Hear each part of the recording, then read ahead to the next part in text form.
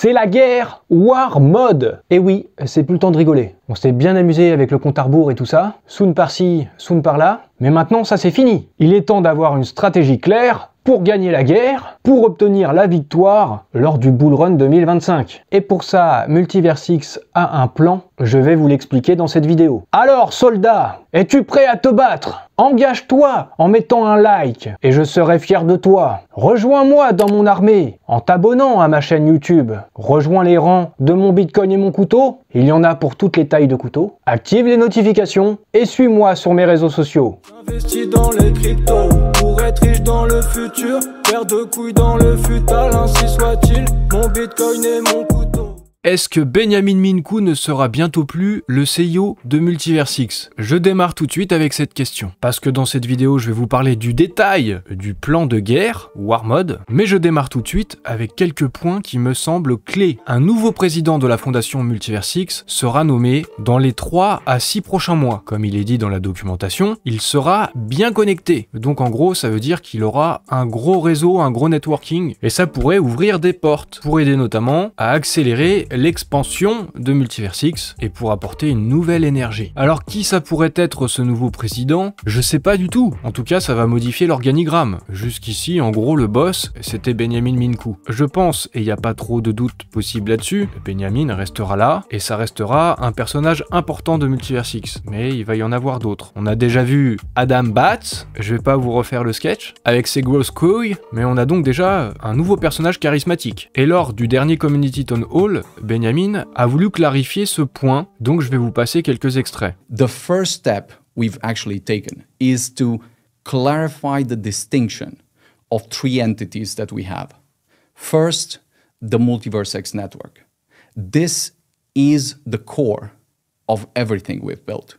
This is the infrastructure that sustains everything. It's the backbone and powerhouse of the entire ecosystem. Donc là, en gros, il nous dit, le plus important, c'est le réseau Multiversix. C'est cette blockchain. Et c'est ça qui est central. Mais il va nous dire autre chose aussi. But this is the key point about the network. The network doesn't have a CEO. The network doesn't have a team. The network is the technology that sustains everything. This is why it's a distributed and decentralized network with more than 3,200 validators geographically distributed around the world. Comme il vient de le dire, à nouveau, le plus important c'est ce réseau, et le réseau n'a pas de CIO. Cette petite précision n'est pas innocente. C'est justement parce qu'on peut se poser la question, Benjamin pourrait ne plus être le CIO de Multiversix prochainement. Et avec un nouveau président, finalement, peut-être que ce sera lui le vrai boss. Mais il est encore trop tôt pour le dire, on le saura d'ici les 3 à 6 prochains mois. Un autre point très important, Multiversix a peut-être la meilleure tech, ou en tout cas, une des meilleures tech des Proof of Stake. Et ça, c'est quelque chose qu'il faut faire savoir au reste du monde. C'est pour ça qu'on est passé en War Mode. Il va falloir qu'on le fasse savoir. Alors non seulement parce que c'est bien que tout le monde le sache, mais peut-être aussi pour qu'il y ait plus d'utilisateurs sur le réseau, plus de builders aussi, plus de projets, plus d'activités, et au final, également une augmentation de la valeur de l'EGLD. Je sais que ça vous intéresse, parce que ça m'intéresse aussi, évidemment. Et donc pour le faire savoir, il va y avoir une sensibilisation mondiale et une amplification de la marque, des partenariats stratégiques et une collaboration avec des influenceurs, une activation communautaire et une croissance virale, donc vous aussi vous serez important et vous aurez votre rôle à jouer, et des catalyseurs de développement business. Je vais revenir sur tous ces points en abordant la documentation, mais d'abord, un troisième point qui me semble très important, c'est qu'il va y avoir des levées de fonds, plus particulièrement concernant Xportal et Xmoney, des levées de fonds, des VC, des fonds d'investissement, et donc plus d'argent pour faire plus de marketing et avoir plus d'adoption de la blockchain Multiversix. Comme je vous disais, c'est ça qu'on veut, vous le savez, je le sais, le War Mode, c'est aussi pour que le GLD prenne de la valeur pendant le Bull Run 2025. Dans la documentation, il est dit que Xportal est maintenant prêt pour sa première levée de fonds. J'avoue que je ne m'y attendais pas du tout, mais ça fait partie du nouveau plan. Il y a maintenant différentes entités qui fonctionnent indépendamment au sein de Multiversix. Et cette levée de fonds pour Xportal, ça permettra d'accélérer son expansion. Ce sera aussi bénéfique pour le réseau Multiversix. Et je vous disais, il y a aussi une levée de fonds pour Xmoney, X-Money. Je vais reprendre ces détails un petit peu plus tard dans la documentation, parce qu'il y a des choses intéressantes sur ce point, mais je voudrais rester sur les VC. Il y a quelques mois, Benjamin Minkou a fait une interview pour le Crypto Daily, et il s'est exprimé au sujet des VC, donc de ses levées de fonds. Et d'ailleurs, au mois de juin, il y avait la conférence Proof of Talk à Paris. C'était notamment l'occasion de rencontrer beaucoup de VC. Je vais vous passer cet extrait, c'est très intéressant, notamment a posteriori, d'écouter ce que nous disait là Benjamin Minkou. And how you get them going again. Do you guys plan to raise funds soon? We plan.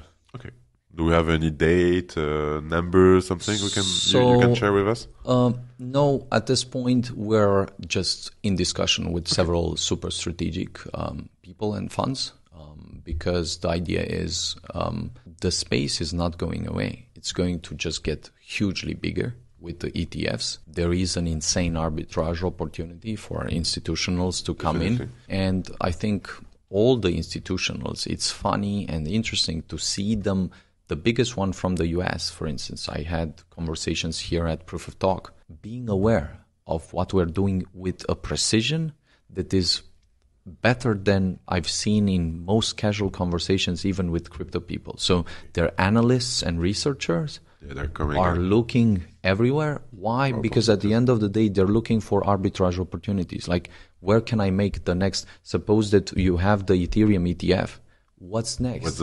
Then what's... C'est vraiment très intéressant ce qu'il nous dit là. Il parle de levée de fonds très stratégique, d'institutionnels. Il parle du fait que ces institutionnels veulent faire de l'arbitrage. Pour eux, c'est des occasions de faire de l'argent. Il parle notamment des ETF, puisque ces institutionnels qui proposent des ETF prennent des commissions, prennent des frais, et quand un ETF a du succès, ça leur fait gagner de l'argent à eux. Ils sont à la recherche du prochain Ethereum, en quelque sorte. Et Benjamin nous parle du plus gros institutionnel US, avec lequel il a eu l'occasion de discuter. Et apparemment, ils sont très bien renseignés sur Multiversix. Maintenant, après coup, vu qu'on sait qu'il y a des levées de fonds pour Xportal et X-Money, eh bien on voit qu'il y a des concrétisations après les simples discussions entre ces institutionnels et Multiversix. Et le plus gros des États-Unis, le plus gros institutionnel dont nous parle Benny, c'est qui? Est-ce que vous avez un nom qui vous vient en tête? Genre comme un caillou noir, un rocher noir. C'est pas un Ferrero Rocher, hein. Je pense plutôt à BlackRock. Est-ce que BlackRock va financer Multiversix? Ou alors est-ce que BlackRock voudrait lancer un ETF avec le GLD? J'ai cherché à un petit peu clarifier ce point et avoir plus d'informations. J'ai demandé à Grok quel était le plus gros VC ou le plus gros fonds d'investissement que l'on peut catégoriser comme étant un institutionnel aux États-Unis. Grok m'a parlé de BlackRock. C'est le plus important gestionnaire d'actifs au monde et donc aux États-Unis. Mais Grok m'a aussi parlé de Vanguard qui, après BlackRock, serait le plus gros acteur institutionnel, le plus gros fonds d'investissement. Mais c'est quand même BlackRock qui reste devant. Je ne dis pas que c'est BlackRock, je ne dis pas que c'est Vanguard, je me base juste sur ce qu'a dit Benjamin Minkou. De toute façon, on finira bien par le savoir. Et maintenant, plongeons-nous un peu dans la documentation. Le plan pour faire la guerre, quel est-il? D'abord, premier point, jusqu'ici, du côté de Multiversix, ils ont fait trop de choses. Du coup, en étant sur trop de choses à la fois, et ils le reconnaissent, ça fait que le message n'est pas suffisamment clair. Le but, c'est de clarifier. Ils le disent ici. Trop de produits, trop d'efforts, trop d'initiatives, trop peu de concentration, de focus, trop peu de clarté, donc il était temps de changer des choses. Mais qu'est-ce qu'il faut faire pour gagner? Pour gagner cette putain de guerre! Et oui, le bull run, ce sera aussi la guerre, pour attirer des liquidités, des builders et des utilisateurs. Il n'y a qu'un seul moyen pour gagner, c'est le war mode. Il y a deux étapes pour cela, dans ce plan de guerre. La première, c'est revoir les choses qui ne vont pas et les arrêter immédiatement. La deuxième, c'est définir ce qui aidera vraiment à gagner la guerre, ce qui est le plus important, et se concentrer dessus. Pour clarifier les choses, il faut séparer trois entités et clarifier leur rôle. La première entité, comme nous l'a dit Benjamin, c'est le réseau Multiversix. C'est ça le cœur, c'est ça le plus important. C'est sur le réseau Multiversix, qui est décentralisé avec des validateurs un peu partout sur la planète, c'est sur ce réseau qu'il y a des développeurs, des constructeurs, des validateurs, les investisseurs, les contributeurs, les utilisateurs, voilà, le réseau. La deuxième entité, c'est la fondation Multiversix, qui elle est chargée du développement et de l'expansion du réseau. De ce que je comprends, la fondation Multiversix, c'est elle qui finance, c'est elle qui met l'argent, c'est ça qui assure le développement. Et la troisième entité, c'est Multiversix Labs, c'est là où il y a des choses qui sont testées, en quelque sorte, c'est le labo, c'est là où ils font de nombreuses expériences différentes. Mais c'est la fondation Multiversix qui autorise à faire ces expériences, qui autorise ou qui donne l'argent, qui donne son aval. Pour clarifier les rôles, le réseau Multiversix, son but, c'est fournir le meilleur protocole, la meilleure tech, de bosser sur les améliorations. C'est le travail des développeurs de la core team Multiversix. Pour la fondation Multiversix, le but, c'est de sensibiliser, accélérer l'adoption du réseau, de la technologie, pour la croissance, pas pour le profit. C'est pour ça que ça s'appelle fondation. Mais c'est la fondation qui a l'oseille. Et Multiversix Labs, son but, ça va être de développer la technologie du réseau,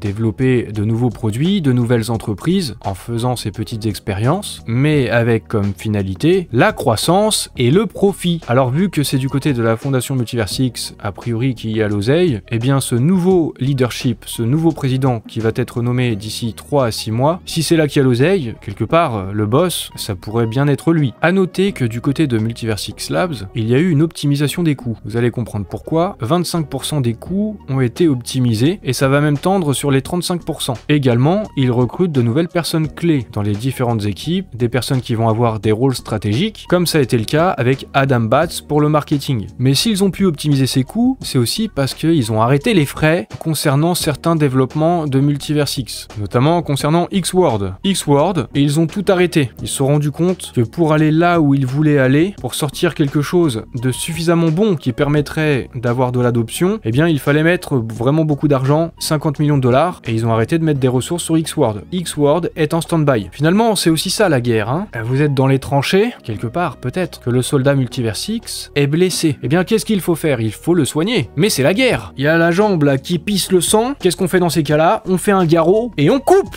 on ampute, on se sépare, on supprime. Donc c'est ce qu'ils ont fait avec Xword. Et même si c'était une décision difficile, douloureuse, c'est la décision qu'ils ont prise. Il en est de même avec Xfabric. Alors je vous inviterai à lire vous-même la documentation. D'ailleurs, je vous la mettrai dans la description de la vidéo. Je vais pas tout vous faire, je vais pas tout vous dire. Mais en gros, ils ont eu des bons développements, mais ça coûterait aussi trop d'argent et ils préfèrent se focaliser sur le plus important. Donc pour l'instant aussi, Xfabric s'est mis en stand-by, bien que ce produit ait un énorme potentiel. X-Exchange, bah vous savez, il y a eu la V3, donc je vais pas forcément insister plus que ça dessus, mais en tout cas, X-Exchange, ça se poursuit. Le X-Launchpad également, bien que la configuration soit nouvelle, et chaque entité maintenant, que ce soit X-Exchange ou le X-Launchpad, ces entités sont indépendantes. Ça fonctionne comme des entreprises à part entière. Concernant X-Money, ça a pris du temps. Finalement, on n'avait plus trop de nouvelles et on savait plus où est-ce que ça allait. C'est peut-être aussi parce qu'il y avait cette restructuration et des levées de fonds en cours. Comme ils le disent, X-Money, c'est de loin l'expérience la plus unique, stimulante et perspicace à ce jour. Attention, X-Money pourrait nous réserver de belles surprises. Cependant, ils nous ont parlé du fait qu'il y a une réglementation qui est lourde. C'est peut-être aussi pour ça qu'il y a eu des ralentissements. C'est pour ça que c'est long. C'est X-Money qui a nécessité le plus grand investissement d'énergie, de ressources et de concentration parmi toutes leurs entreprises. Et pourtant, on a l'impression que ça a peu avancé. Mais tout ça va changer maintenant. X-Money, à la fois fiat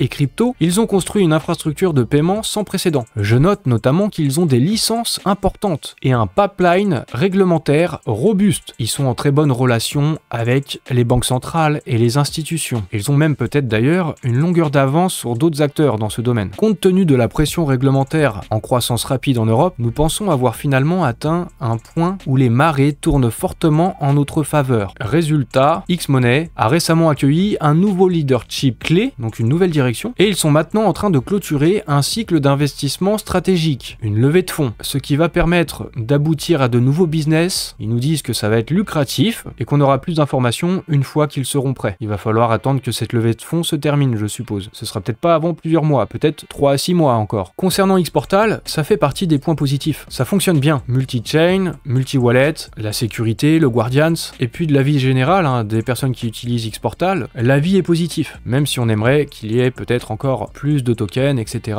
encore plus multi-chain, mais il faudra peut-être attendre le bridge avec Axelar pour ça. En tout cas, comme je vous le disais plus tôt, il va aussi y avoir une levée de fonds pour Xportal, pour accélérer son expansion, son exécution et sa croissance. Le XDay, vous savez, il y a maintenant une nouvelle formule, on va avoir une première étape à Munich à la fin du mois d'octobre, et puis surtout le XDay global en avril 2025. Tout ça, ça correspondait à l'étape numéro 1, redéfinir la structure de Multiversix, les différentes entités, ce qui fonctionne et ce qui n'a pas fonctionné. Et puis maintenant, l'étape 2, aller de l'avant simplifier et avoir une stratégie claire, notamment à travers 5 piliers. Le premier pilier, c'est le réseau blockchain hyper scalable de Multiversix. Et ils établissent des objectifs pour chaque pilier. Pour le pilier numéro 1, la première étape, le premier KPI, c'est d'atteindre les 100 000 TPS, une seconde ou moins pour la finalité des blocs. Bon, finalement, ça, j'ai envie de dire, tout ça, c'est quasiment fait, hein. Une ou deux petites mises à jour, peut-être sur la fin ou le début d'année prochaine, et c'est bon. La deuxième étape, le deuxième pilier, c'est créer une plateforme de développement puissante pour les devs, qui permet à quiconque de créer des produits on-chain convaincants, évolutifs et sécurisés. Le but, c'est d'avoir 1000 développeurs, constructeurs, des builders actifs mensuellement. 1000, c'est beaucoup. S'ils y parviennent, ça va se voir. Ce sera difficile de l'ignorer et surtout de constater la progression s'ils y parviennent. Mais en tout cas, ça, tout le monde le verra et puis si ça arrive, ça intéressera d'autant plus de gens pour venir développer sur Multiversix. Alors je sais, on peut se dire encore une fois, oui, c'est du blabla, ils nous disent des trucs, etc. Écoutez, on verra bien. En tout cas, ils vont mettre en place un certain nombre de choses pour y parvenir. Le troisième pilier, c'est de cultiver un écosystème dynamique d'applications, un écosystème vibrant pour donner une raison aux entreprises et aux consommateurs d'utiliser la blockchain. Un objectif ambitieux, comme première étape, c'est d'atteindre les 1 million d'adresses mensuelles actives. Pour ça, il va y avoir des programmes d'incitation à destination des builders, offrir des soutiens, donc soutien financier, hein, peut-être avec de l'argent des VC, et poursuivre avec le X Launchpad, faire de l'incubation, etc. Le quatrième pilier, ça concerne les marchés de capitaux profonds. Alors dit comme ça, ça parle pas trop. Et puis même en anglais, hein, Deep Capital Markets, mais en gros, ce que je comprends, c'est faire en sorte que ça donne de la valeur à l'EGLD, avec pour objectif d'avoir 1 milliard d'actifs sur la plateforme. Donc ça, je suppose que c'est la TVL, la Total Value Locked. Et là aussi, il va y avoir des programmes d'incitation. Donc on incite avec de l'argent pour inciter des gens à venir construire sur Multiversix et puis aider les projets déjà existants. Également, un point clé là-dedans, ce sera le bridge avec Axelar, le bridge V3. Et également, un point intéressant, l'intégration d'un stablecoin natif sur Multiversix. Je reviendrai plus tard, vers la fin de la vidéo, sur l'idée d'un stablecoin natif. Là, je note qu'il parle au singulier d'un stablecoin. On sait qu'il y a l'USH d'Atom Protocol. Est-ce qu'il parle de l'USH ou est-ce qu'il parle d'un autre stablecoin natif, lancé peut-être par Multiversix? Ils nous ont parlé du fait, concernant X-Money, qu'ils avaient des licences importantes et qu'au niveau de la régulation, ils étaient pas mal. Donc, est-ce que ce stablecoin, ce serait le stablecoin de X-Money? I don't know, mais on y reviendra à la fin de la vidéo. Je poursuis avec le cinquième pilier, un impact maximum du marketing. Alors, je vous en ai parlé avec ma vidéo sur Adam Bates. Le marketing, c'est aussi le storytelling, raconter une histoire. Et ils nous ont parlé de Multiversix comme étant cette très belle île, une île paradisiaque, mais personne ne la visite. Sa valeur est gaspillée. Pour libérer tout son potentiel, nous devons nous assurer que le monde connaît cette île, connaît Multiversix, et que tout le monde soit obligé de l'expérimenter. Pour ça, il faut un impact maximum du marketing. Il s'agit d'éclairer notre île, attirer des visiteurs, et la transformer en un centre d'activité et de croissance animé. Avoir la meilleure tech, c'est bien, mais il faut le faire savoir. Et c'est notamment ce qui a pêché depuis un petit moment. C'est ce marketing qui allume et alimente le moteur de croissance. C'est en faisant savoir qu'il y a peut-être la meilleure tech qu'on pousse des gens à venir construire dessus. Et si c'est effectivement la meilleure tech, les gens restent dessus. Et ça devient the place to be. Et derrière, s'il y a des gens qui viennent, ça permet d'être profitable partout. Pour les projets, les protocoles, il y a de l'argent qui circule et ça renforce l'écosystème. Comme objectif, ils veulent faire x10 sur l'amplification de la sensibilisation, de l'adoption par les utilisateurs, de l'engagement des développeurs et aussi x10 sur l'afflux de capitaux dans tous les piliers, donc dans tout ce qui a été évoqué précédemment. Alors x10, c'est beaucoup, hein. Et qu'est-ce qu'ils vont faire concrètement? De la sensibilisation mondiale et de l'amplification de la marque. Objectif, présenter nos réalisations au monde. Ils vont lancer des campagnes mondiales pour avoir une couverture médiatique, ils vont participer à des événements, ils vont continuer dans ce sens-là, ils l'ont beaucoup fait déjà au cours de cette année 2024, mais ils vont aussi faire des partenariats stratégiques et des collaborations avec des influenceurs. Collaborer avec des leaders, des influenceurs et des organisations du secteur, soutenir et défendre Multiversix. Il n'y a pas de secret, hein. Il faut faire de la pub pour qu'on connaisse votre produit. Ils vont aussi faire une activation communautaire et une croissance virale. Là, ça vous concerne, ça me concerne aussi. Transformer les utilisateurs en ambassadeurs. Monsieur l'ambassadeur. L'ambassadeur, mon bitcoin et mon couteau. Voilà, c'est avec mon propre style. Vous êtes ici même dans mon ambassade. Mettez un like au passage. Et pour motiver la communauté, ils vont mettre en œuvre des programmes avec du référal, avec des défis communautaires, des plateformes interactives qui encouragent le partage et l'engagement. Bon, on va peut-être pouvoir balancer notre lien de parrainage un peu partout. Un quatrième point, et je pense que ça peut être un point très important, même si c'est pas un point très simple. C'est le catalyseur développement business. L'objectif, c'est d'accélérer l'engagement et l'adoption à l'échelle de l'entreprise, en ciblant les secteurs clés, les industries et les régions du monde. Convaincre des entreprises, c'est pas simple. Les convaincre d'utiliser la blockchain en plus. Les entreprises peuvent avoir peur de faire le mauvais choix. Donc il faut vraiment les convaincre. Par contre, dès lors qu'on commence à avoir de grandes entreprises qui utilisent la blockchain Multiversix, là, ça accélère d'un coup. Donc c'est pas simple, mais s'ils y parviennent, ce sera puissant. Alors je vous ai dit, je mettrai ce document dans la description de la vidéo. Il nous invite même à le relire plusieurs fois pour bien comprendre. Ou sinon, vous pouvez regarder ma vidéo plusieurs fois aussi. Ça me fera plus de vues et je serai content. D'ailleurs, si vous êtes content que je fasse tout ce travail, pour vous qui pour la plupart n'allez pas lire le document, je le sais, eh bien pour me remercier, dites-moi merci en commentaire, tout simplement. Ce sera bon pour le référencement. Il faut me récompenser aussi de temps en temps, hein. Maintenant, je reviens sur les stablecoins, ou le stablecoin, on sait pas trop. L'intégration de stablecoins natifs. Je vous avais dit que je reviendrai dessus en fin de vidéo, parce que Lucian Mincu, Benjamin Mincu et Lucian Todea ont discuté lors d'un podcast, et ça c'est nouveau. Multiversix lance un podcast divertissant qui traitera de différents sujets, des startups, de la technologie, bien sûr de Multiversix, mais même de la vie en général. Ça se veut divertissant et ça se passe différemment de ce qu'on voit d'habitude. Ils sont beaucoup plus détendus, en fait, ils sont comme dans la vraie vie et c'est pas mal de les voir comme ça. Dans ce podcast, plusieurs points ont été abordés dans le premier épisode et il y aura plus qu'un seul épisode. Je vous mettrai le lien du premier épisode en tout cas dans la description de la vidéo aussi. Ils ont parlé des défis juridiques quand on crée une entreprise dès le départ. Ils ont parlé de l'écriture de leur white paper, de la construction de la blockchain Multiversix. Ils ont parlé du sharding, de l'adaptative state sharding, également les défis juridiques avec le nom Elrond à la base. Ils ont parlé de la transition vers Multiversix, quelle est la signification de Multiversix à ne pas confondre avec le métaverse. Ils ont parlé de la manipulation de FTX sur le Maya Exchange au lancement du MEX. Ils ont fait monter le prix du MEX et de l'EGLD très fort et derrière ils l'ont fait s'écrouler apparemment. Voilà, c'est des petites révélations comme ça. Il y a eu des manipulations de la part de FTX sur le MEX et sur le GLD. Ils ont également parlé de la politique états-unienne. Il y a les élections, hein, vous le savez bien. Ils ont parlé de l'IA et des stablecoins. Et je vais vous passer ce petit extrait. What do you think about stablecoins? How promising? How much can they further grow? Generally, and then especially Europe. Do you see a stablecoin emerging in Europe and making some waves?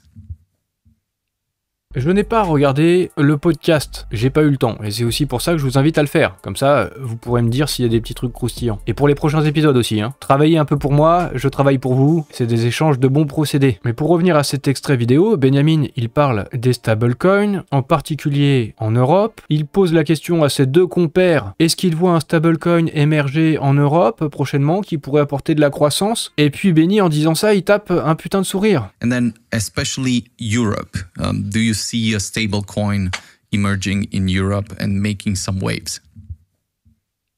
Alors, est-ce que c'est ce point-là qui n'est pas explicité, finalement, dans la documentation de Multiversix? Il parle juste de l'intégration d'un stablecoin natif. Est-ce que ça concerne l'USH d'Atom Protocol? Est-ce que c'est un stablecoin natif euro sur Multiversix, grâce aux licences de X-Money? Parce que c'est possible. En tout cas, Benjamin a ce petit sourire en coin au sujet du stablecoin. Qu'est-ce qui nous prépare? Eh bien, il faudra peut-être attendre qu'il y ait un nouveau président, attendre la finalisation de la levée de fonds de X-Money, ou alors attendre la sortie de l'USH qui approche, pour en savoir plus sur les stablecoins natifs sur Multiversix et sur la suite de la stratégie de guerre pour gagner le bull run 2025.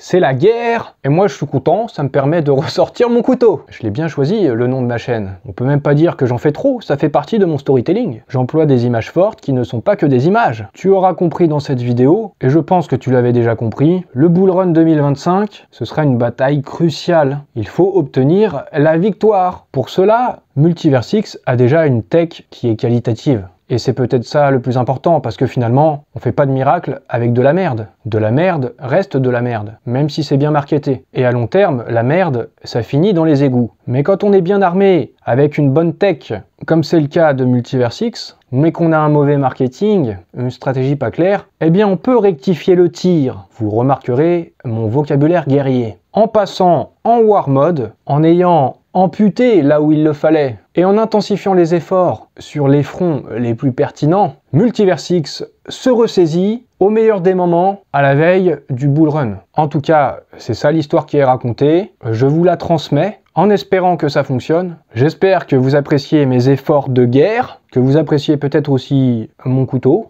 Alors soldat, si tu ne l'as pas fait au début de la vidéo, tu peux t'engager maintenant sur le bouton like, tu peux rejoindre mon armée en t'abonnant, en activant les notifications pour être prévenu, à tout moment ça peut partir, il faut rester en alerte. Et puis tu peux me suivre aussi sur les réseaux sociaux, je t'ai mis des liens dans la description.